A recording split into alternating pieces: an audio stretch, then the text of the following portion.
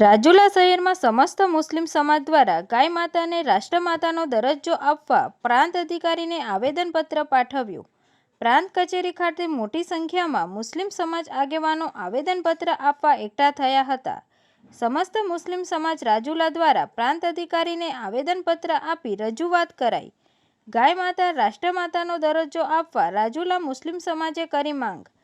આસ્થા સન્માન કાર્યક્રમ અંતર્ગત ગાય માતાને રાષ્ટ્રમાતાનો દરજ્જો આપવા માટે મુસ્લિમ સમાજ દ્વારા આપવામાં આવ્યું આવેદનપત્ર.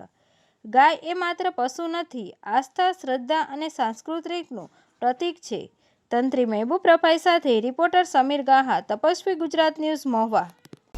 અમરેલી જિલ્લાના રાજુલા ગામે આજે મુસ્લિમ સમાજ દ્વારા ગાય માતાને રાષ્ટ્રીય માતાનો દરજ્જો મળે તે હેતુથી આખા દેશમાં જ્યારે એક માંગ છે, ત્યારે અમારી પણ એક લાગણી અને માંગણી છે કે ગાય માતાને રાષ્ટ્રીય માતા તરીકે જાહેરાત કરે એવી અમારી બધા મુસ્લિમ સમાજની માંગણી છે. અસ્તુ, આભાર.